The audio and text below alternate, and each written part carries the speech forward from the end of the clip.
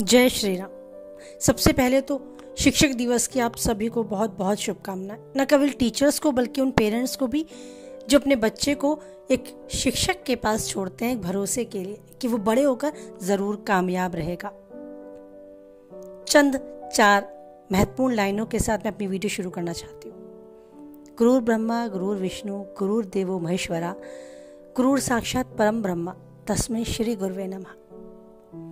गुरु सच में ईश्वर का रूप है, लेकिन मैं सिर्फ इस वीडियो के थ्रू उन सभी टीचर्स, उन सभी पेरेंट्स तक अपनी एक बात पहुंचाना चाहती हूं कि आप शिक्षा की इस परिभाषा को थोड़ा सा और गहराई से समझें। बस इतना ही कहना चाहती हूं। जहां पेरेंट्स सपना देखते हैं कि हमारा बच्चा बड़े होकर कामयाब बने, वहीं टीचर्स भी पूरी मेहनत से उनके सपने को पूरा करते हैं कि उनका बच्चा डॉक्टर, इंजीनियर बने, कुछ अच्छा बने बस, और उनके स्कूल का नाम हो, उनका खुद का नाम हो।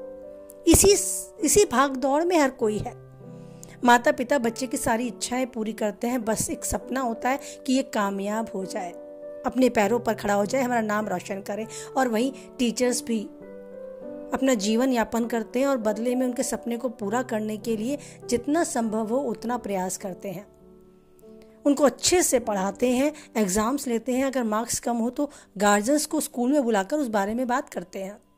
और टीचर्स की बातें सुनकर पेरेंट्स और ज़्यादा एफर्ट्स करते हैं, उसके 2-3 और ट्यूशन्स लगा देते हैं, उस पर और ध्यान देते हैं। ये सब चल रहा है और बच्चे कामयाब भी हो रहे हैं। लेकिन वही कामयाब बच्चे जिनमें से कुछ कामयाबी के साथ साथ कुछ ऐसा भी कर बैठते हैं जिससे बताने में भी डर लगता है। आपसे छिपी नहीं है ये खबरें, छिप ही नहीं सकती।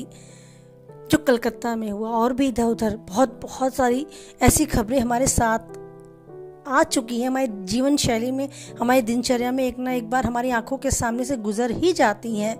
कभी न्यूज़पेपर के थ्रू तो कभी फ़ोन में न्यूज़ के थ्रू।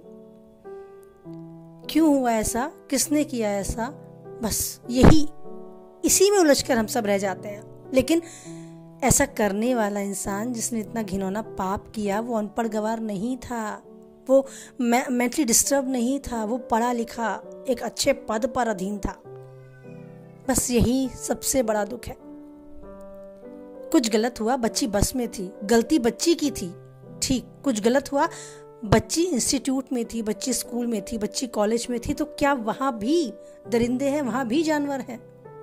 किसी ने एक सही लाइन अभी कहीं मैंने पढ़ी थी, मुझे याद आती है, जानवर इंसान नहीं बन सकते, सच है, पर इंसान जानवर बनते जा रहे हैं, ये भी कटु सच है। आपको यही करना है कि इंसान जानवर ना बने। आप एक छोटे से पौधे को रोपित करते हैं। टीचर्स के लिए कहना चाहूंगी ये लाइन, और चाहूंगी मेरी इस बात पर प्लीज एक बार गंभीरता से ध्यान दें। आप एक छोटे से पौधे को रोपित करते हैं और पेड़ बनाकर उसे अपने स्कूल से विदा करते हैं। इवन स्कूल में पार्टीज भी होती हैं जिसे विदाई समारोह, फेयरवेल पार्टी भी कहा जाता है। और उसका मकसद ये होता है कि हमने बच्चे को तैयार कर दिया आगे की दुनिया में जाने के लिए, जिसमें वो अपने पैरों पर खड़ा हो, आत्मनिर्भर बने, अपने पेरेंट्स का सपना पूरा करे और बस जीवन के यूं सफर में आगे बढ़ता चला जाए।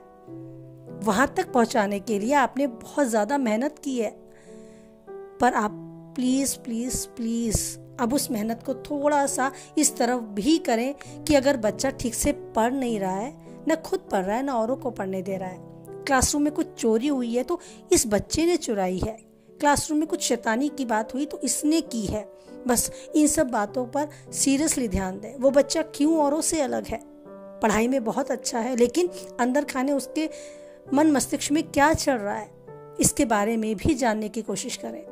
उसके अंदर इतना गुस्सा कहाँ से आया कि उसने सामने वाले बच्चे को पेन चुबो दिया, कैसे आया? अगर आपने इस बात आज बहुत सीरियसली इस टॉपिक्स पर बात नहीं करी, उसे नहीं सुधारा, तो क्या फायदा उस शिक्षा का? वो डॉक्टर बनकर भी ऐसा कुछ कर देगा जैसा अभी आपने पढ़ा सुना। बस मैं यही चाहती हूँ कि पेरेंट्स भी इस बात पर ध्यान दें, घर के माहौल को ऐसा बनाएं।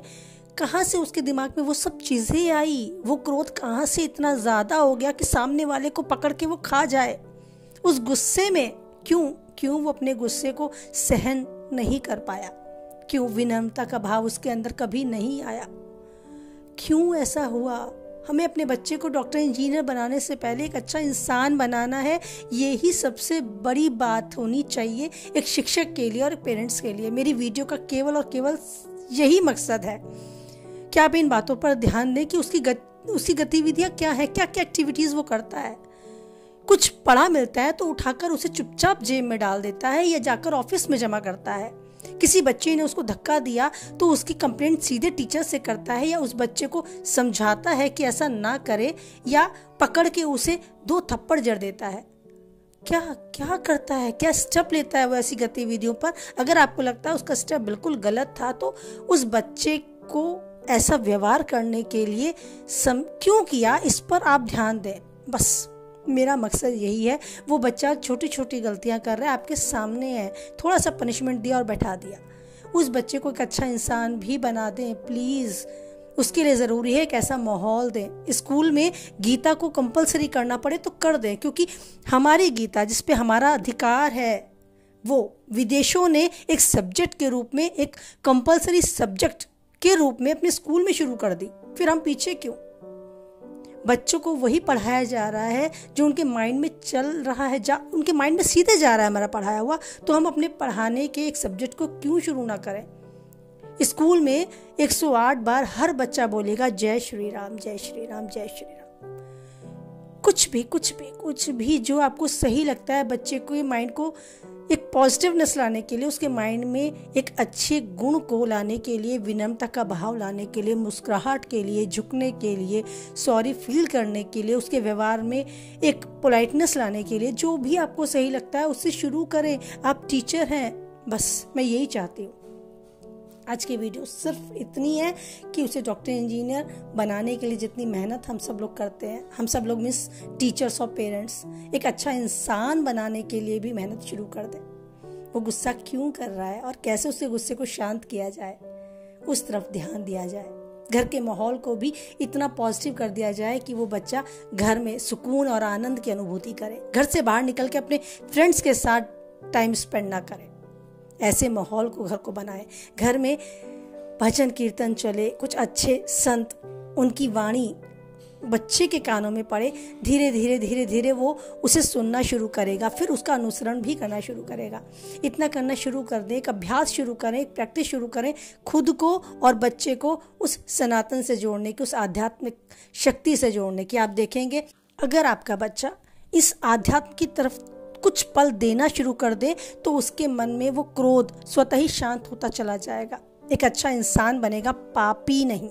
बस मैं यही इस वीडियो के थ्रू कहना चाहती हूँ कि सभी टीचर्स, सभी पेरेंट्स अपने बच्चे को एक अच्छा इंसान बनाने के लिए, आगे बढ़ाने के लिए आध्यात्म से जोड़ें, उसे कुछ सिखाएं। वो कुछ भी ना करे, सुबह उठे सूरज को जल दे, अपने मन में सुकून की अनुभूति करे और थैंक्स करे गॉड को।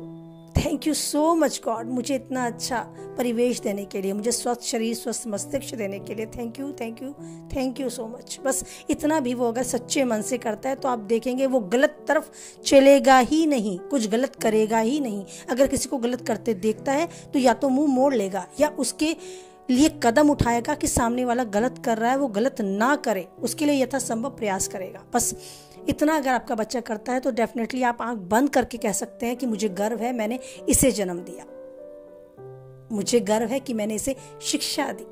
बस इतना चाहती हूँ। बहुत कुछ इस वीडियो में कहा, अगर कुछ हद तक आपको लगता है बहुत सही कहा तो वीडियो को लाइक करें, और लगता है किसी और को भी ये सुनना चाहिए तो उस तक शेयर करें। और बस किसी एक के भरोसे ना बैठे, मिलकर इस छोटे पौधों को रोपित करने के लिए पूरी एनर्जी लगा दें, इस माहौल को बदलने के लिए जो कर सकते हैं वो करें। अपने घर में कुछ और नहीं तो गीता का पाठ ही चला दें अपने मोबाइल में। बस इतनी उम्मीद करूंगी कि अपने नए बच्चों में वो संस्कार डाल पाएंगे और गलत को गलत कहने और ना सहने की हिम्मत भी दे पाएंगे। ईश्वर पर बनाए रखें और टूट विश्वास, और याद रखें कोई है या नहीं है वो ईश्वर है हमारे साथ। इसी उम्मीद, इसी भरोसे को बच्चे के साथ भी करते हुए दृढ़ बोले एक बार, जय बालाजी महाराज, जय माता दी।